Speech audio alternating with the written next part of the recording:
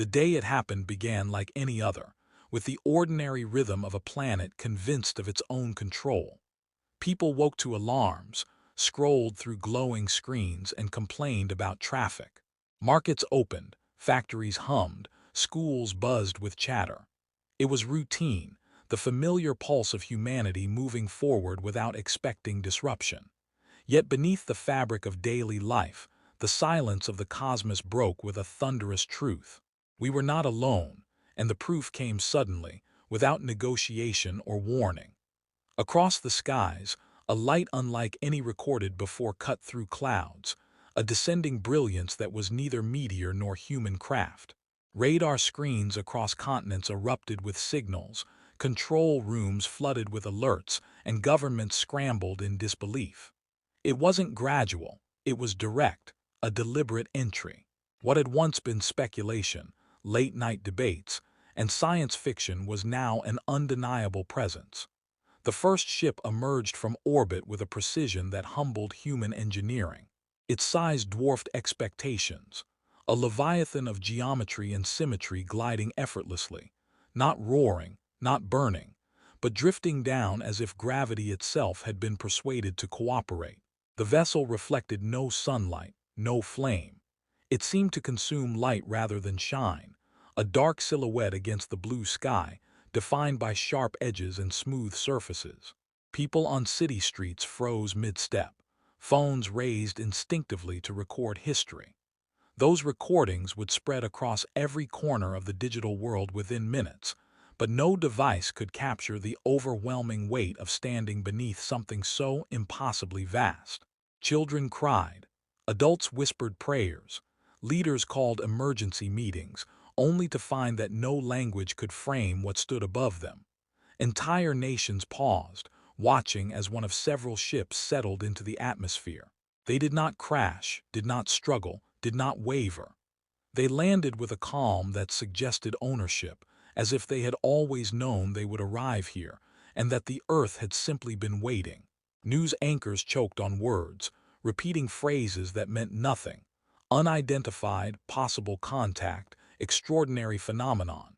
Scientists scrambled to explain the readings, debating energy sources beyond comprehension. Military jets shadowed the craft but hesitated, aware that aggression might invite annihilation. Ordinary people filled streets, rooftops, fields, anywhere they could gain sight of the impossible. Religions surged to the surface. Some declared it prophecy fulfilled, others feared it was revelation twisted. Everywhere the same question echoed. Why here, why now? For hours the ships remained silent, hovering as if observing. No sound, no broadcast, just a presence too heavy to ignore.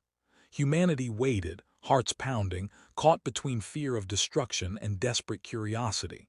Rumors spread faster than truth. Invasion, salvation, judgment, apocalypse. Social networks boiled with theories, rage, awe. Some called for peace, others armed themselves. Even before a word had been spoken, humanity revealed itself, fractured, conflicted, incapable of silence. Then, without ceremony, a signal cut through every frequency.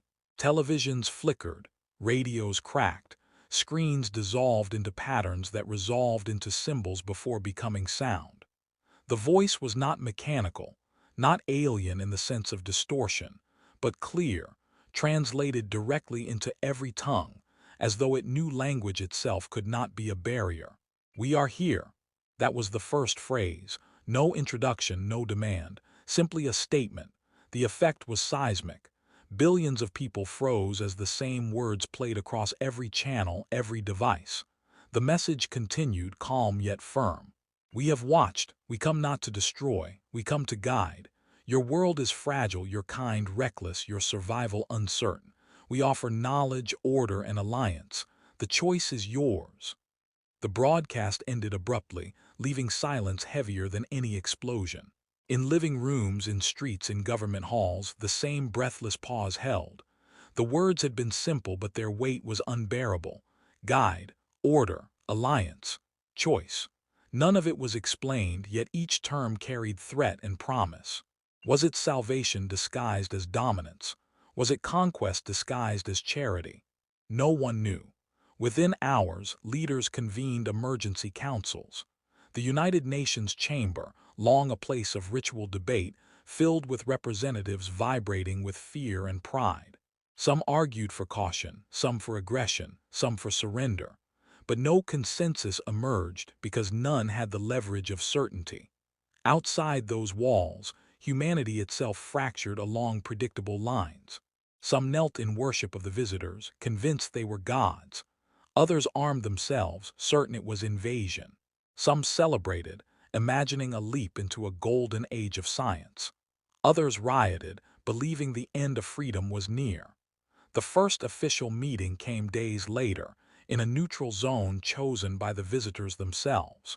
A ship descended not into the territory of any superpower, but into a barren desert plain, unclaimed and symbolic.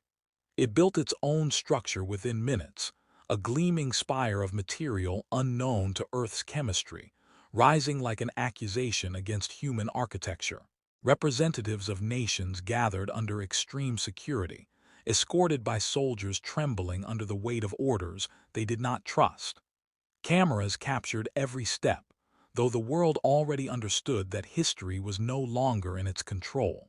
The aliens emerged not as grotesque monsters nor as angelic figures, but as beings designed to disarm judgment. Their forms were tall, symmetrical, humanoid enough to be familiar, yet undeniably other. Their skin shimmered with hues that shifted under light, their eyes deep pools reflecting galaxies. They moved with precision as if each gesture had been rehearsed 1,000 times. They wore no weapons, carried no banners. They needed none. When they spoke, it was with the same clarity as the broadcast. Their words were delivered without hesitation, translated instantly into the ears of every human present. "We come as teachers," one declared. "Your planet spins toward collapse. Your wars, your greed, your neglect of balance, these will end you. We bring solutions. We bring order. Accept our guidance and your species will rise beyond limitation. Refuse and you remain as you are. Divided, dying, forgotten." The words were deliberate, crafted to strike both fear and hope. Humanity's representatives exchanged glances, each calculating what was hidden behind the language. Was this benevolence or veiled conquest? No one could answer. In the days that followed, demonstrations erupted. Some carried banners of welcome, chanting for unity with the newcomers. Others carried rifles, vowing to resist foreign rule, whether alien or terrestrial. Cities became battlegrounds of ideology, not yet of weapons. Families argued across dinner tables. Faith was tested in pulpits. Everywhere the same question festered: do we trust them? The visitors offered proof of their power. A single gesture from their craft purified a river long poisoned by industry. Fields blighted by drought blossomed within hours of their intervention. A sick child was healed in public view, her failing heart restored without surgery or drugs. These acts spread across media, igniting awe and devotion. For many, it was enough to surrender doubt. For others, it deepened suspicion. Why demonstrate miracles except to seduce obedience? Governments fractured internally. Some officials pressed for full cooperation, desperate to access alien knowledge. Others whispered of infiltration, of sovereignty surrendered. Militaries tested weapons in silence, but none dared act openly.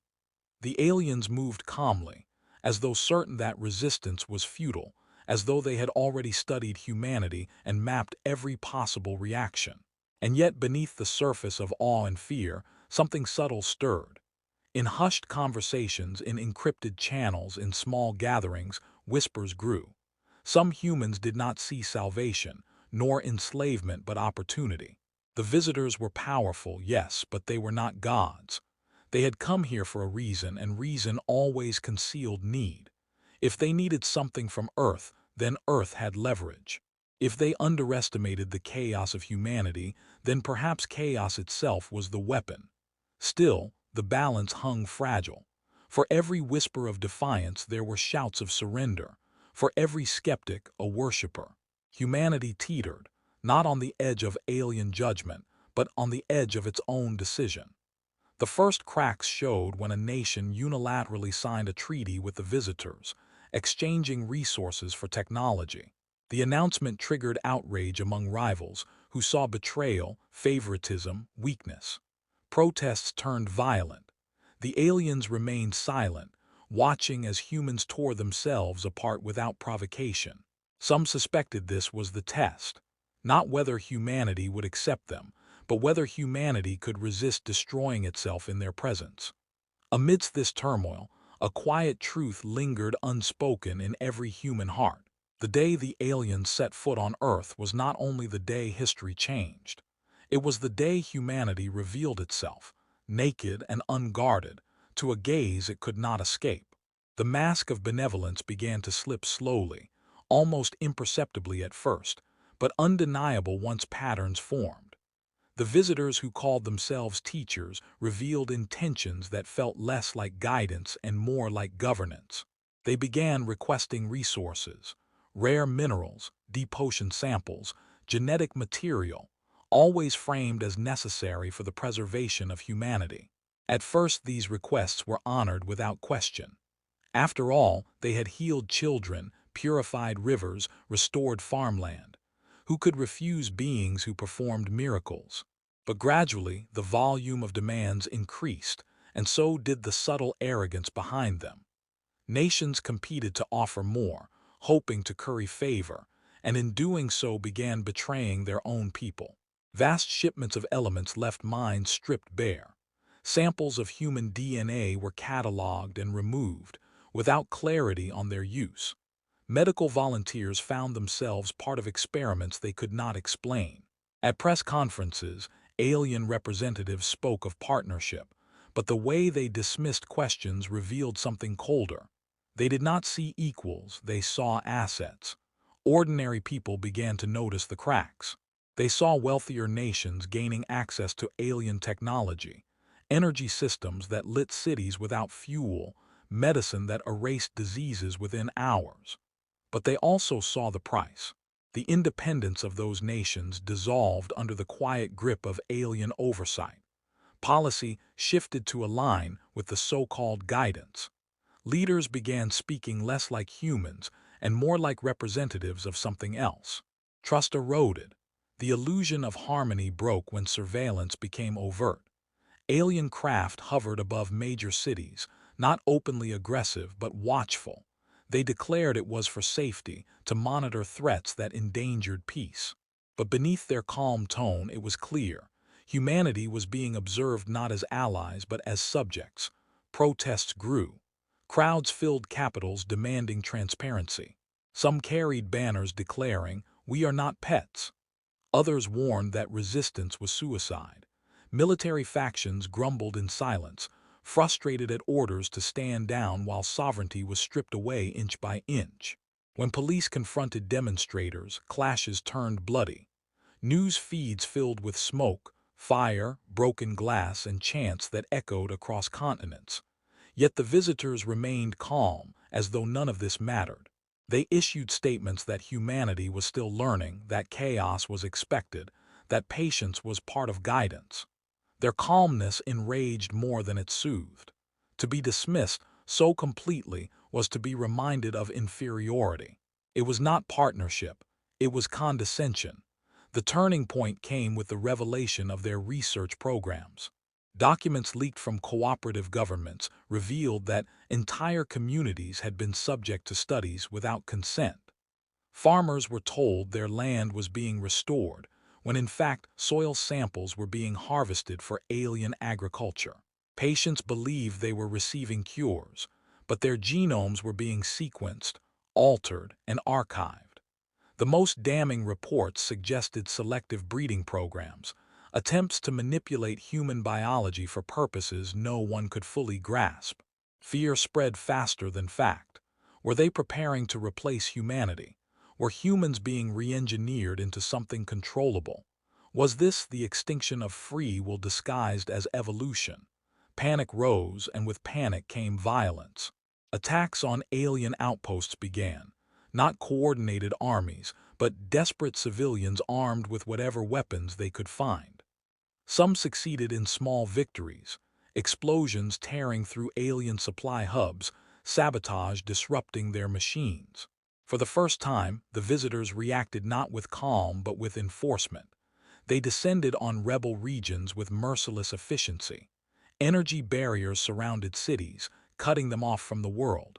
Food shortages followed. People starved while resistance cells tried to hold ground. Drones patrolled streets, recording every movement. Those who defied curfews disappeared, never to be seen again. The message was clear. Disobedience carried consequences. Yet something shifted in that crackdown.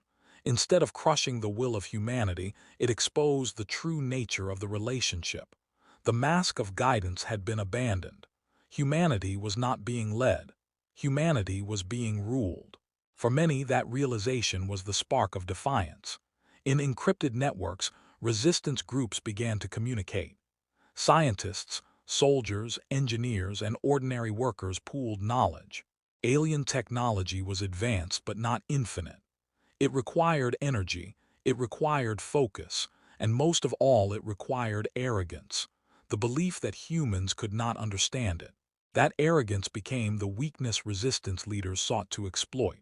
Evidence surfaced of a flaw in alien biology. During early contact, medics had quietly taken blood samples from injured visitors after minor skirmishes. Under microscopes, patterns revealed vulnerabilities. Their immune systems, while advanced in some ways, were hypersensitive to certain Earth-specific bacteria and viruses. It wasn't enough to kill them instantly, but it weakened them. Their strength came from control, not resilience. If exposed to the chaos of Earth unchecked, they faltered. This discovery spread like wildfire among resistant cells. Humanity did not need to match alien weapons with weapons. Humanity needed to weaponize unpredictability, the very thing aliens underestimated. What they called recklessness, humans called adaptability. Meanwhile, the elites who had aligned with the visitors clung desperately to their power. They declared resistance movements terrorists, condemning them on international broadcasts. They repeated alien rhetoric about order, stability, progress, but the words rang hollow. Citizens saw the luxury in which those elites lived, powered by alien technology, while ordinary people suffered rationing, surveillance, and disappearances. Resentment grew, not just against the aliens, but against their human collaborators. The world stood at a crossroads. Some nations, cowed and dependent, surrendered entirely, their flags lowered beneath alien insignias. Others fractured internally, civil wars erupting between collaborators and rebels. Still others tried to walk a careful line, pretending cooperation while secretly sheltering dissidents. In the midst of this chaos, a small coalition of scientists and engineers achieved what was once unthinkable. They hacked into fragments of alien technology. It was not perfect, but it was a beginning. They discovered how to disrupt communication signals, how to jam surveillance drones, how to cloak movements from alien sensors. Each breakthrough felt like a miracle, not given from above, but carved from below by human ingenuity. These victories were small, but they mattered. They showed that the aliens were not invincible. They could be resisted, not with brute strength, but with creativity.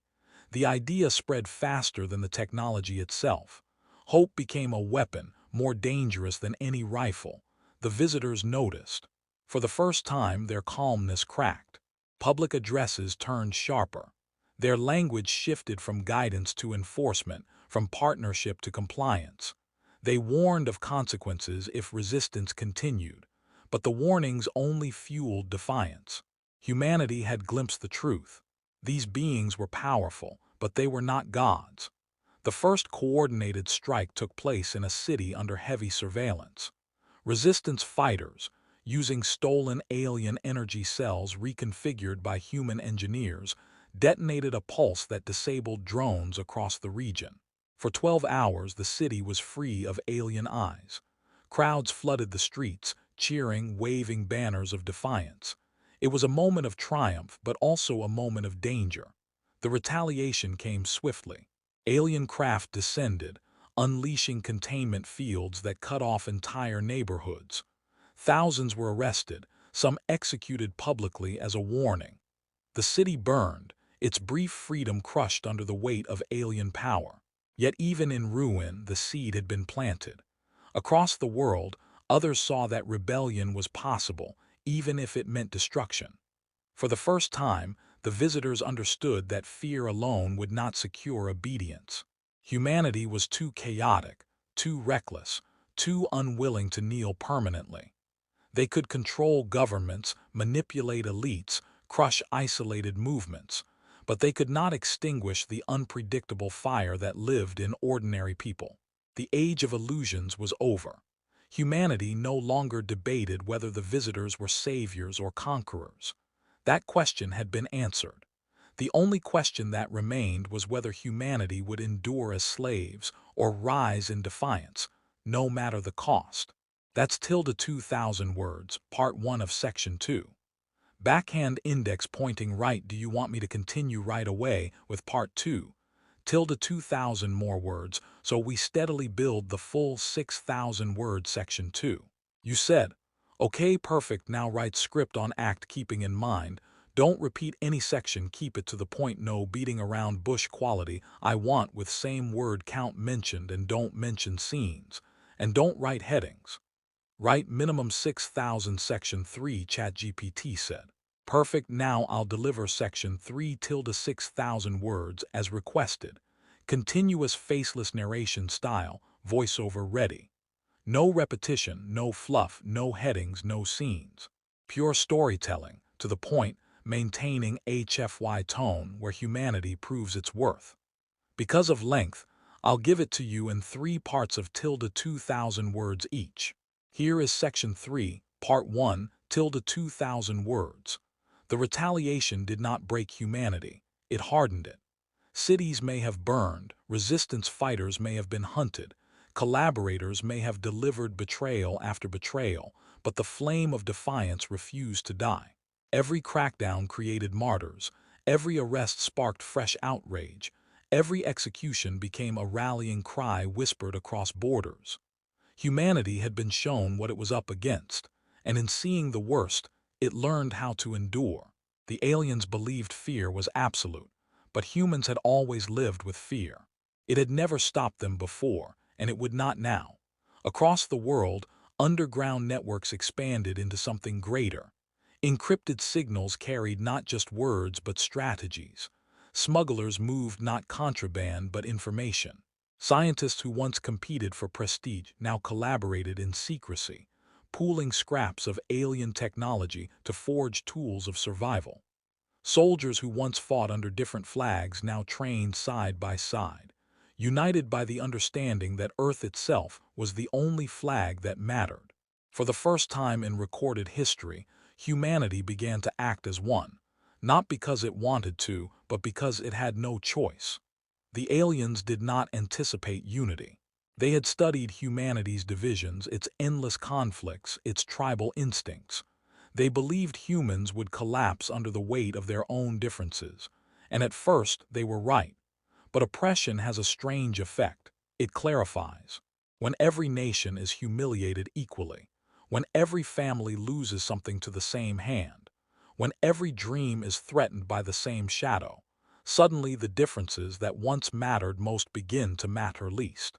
Humanity began to understand itself not as scattered nations, but as a species fighting for its survival. The shift was not dramatic, it was gradual, 1,000 small choices converging into inevitability.